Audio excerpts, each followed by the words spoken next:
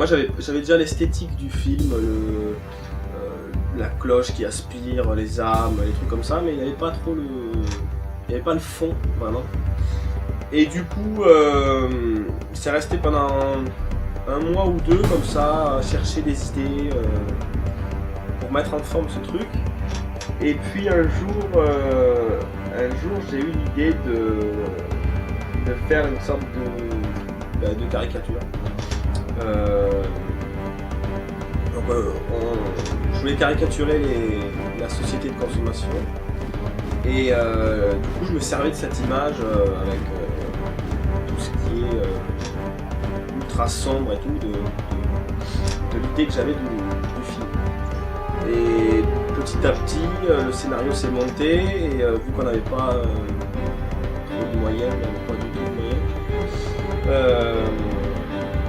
on a essayé de raconter l'histoire d'une personne. D'une personne, du coup il y a quelques personnages, donc beaucoup plus facile. Et puis on pouvait raconter par l'intermédiaire de ce personnage l'histoire générale des hommes.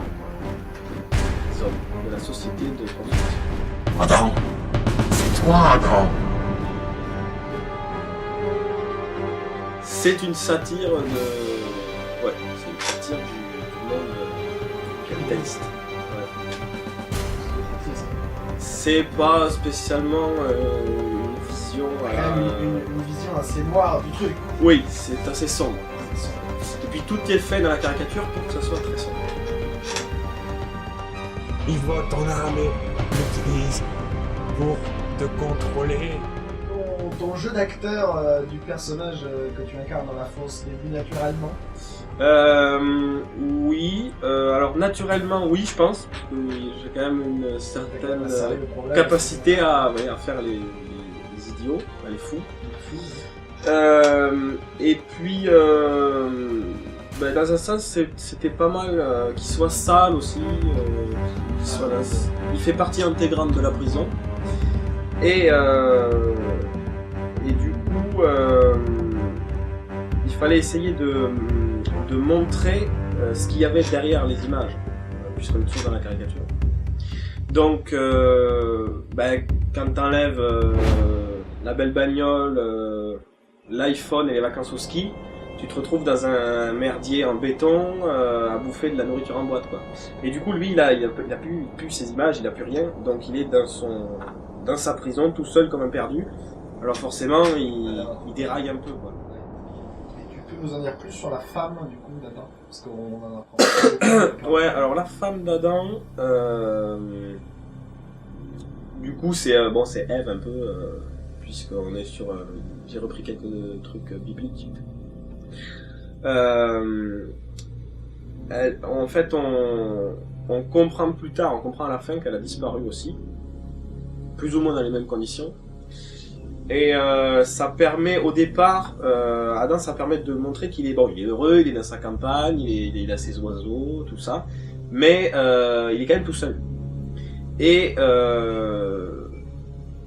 on voit qu'il y a quand même eu quelque chose avant dans sa vie, et il a quand même subi des événements lourds de sens quand même. Il a perdu sa femme, on voit qu'il regarde plein de petites images des personnes qui ont déjà disparu, donc au début on pense qu'elles sont juste mortes, tout simplement, et puis après on comprend que petit à petit, en fait, ils se sont fait tous enlever les uns après les autres, etc. Et la femme d'Adam, puisque à la base c'est elle qui commet le péché dans la Bible, vu que c'est référé à ça, c'est elle qui est déjà partie, celle qui est partie en première. Pourquoi les trompettes de l'Apocalypse? Alors, les trompettes de l'Apocalypse. Donc déjà, il faut savoir que le titre, je l'ai trouvé au début du montage, quoi. Je savais pas du tout, au début je voulais appeler ça Virtuel. Et puis, en fait, au début, comme un petit texte pour introduire le sujet, j'ai trouvé que, à la fin du texte, déjà, ça allait bien. Et puis les trompettes de l'Apocalypse, c'est les signes annonciateurs de la fin du monde.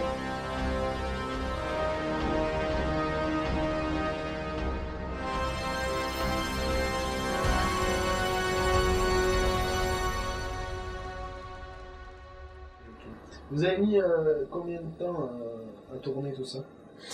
Alors, le tournage, ça a pris beaucoup de temps. Parce qu'on n'a pas tourné tout d'un coup déjà.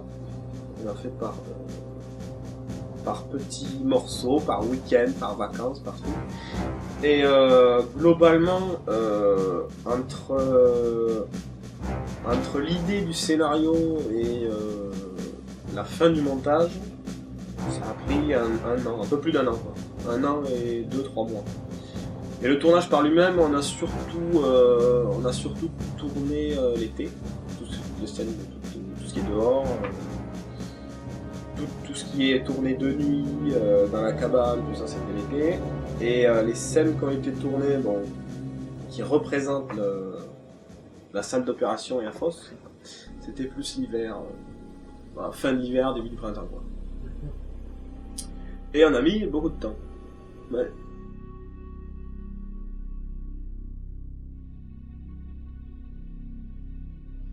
Pourquoi les masques à gaz? Et Alors, les pourquoi masques aussi- à gaz. et pourquoi Adam tousse? Ouais, alors, en fait, ils toussent plus ou moins pour justifier l'emploi des masques à gaz. Non, en fait, ça faisait partie de l'idée que j'avais à la base de l'esthétique. Il y avait le coup de la cloche, l'aspiration, et puis il y avait cette esthétique. Dans cette esthétique, il y avait les masques à gaz. Parce que les masques à gaz, je trouve que c'est un des trucs les plus moches qui soient. Ça a toutes les connotations affreuses possibles. Prenez n'importe qui, tu prends n'importe qui, tu lui montres un masque à gaz, il va forcément trouver ça moche quoi qu'il arrive. Ça va évoquer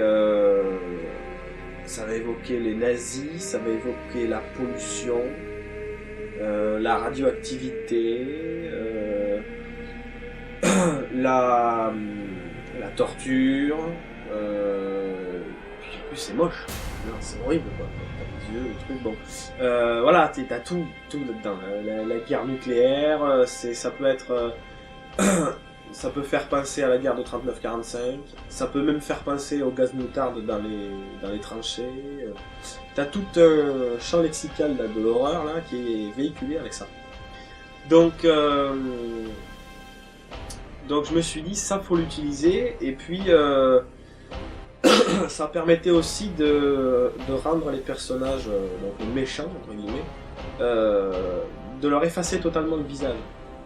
Quand on prend une personne et qu'on leur efface le visage, et surtout les yeux du coup, parce que là c'est des yeux neutres en fait, c'est des trucs d'insectes, des trucs horribles. Et ça permet de leur donner une certaine... comment dire, de leur enlever leur âme en fait. Ils sont plus de... Ce sont des machines. Ils sont là, ils arrivent, ils enlèvent les hommes, ils les transforment, et puis terminé. Ça déshumanise totalement le personnage. Le camp ressemble sacrément à un camp de concentration. Ouais, alors c'est fait exprès aussi. Pareil, c'est le même principe que pour les masques. Véhiculer une idée de l'horreur. Et du coup, je me suis servi de ce qui avait déjà été fait. Donc j'ai repris pas mal d'éléments des camps de concentration nazis.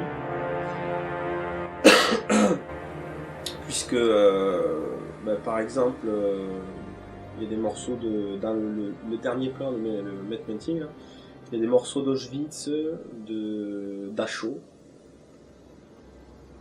Pareil, en quelque sorte, c'est un camp de concentration.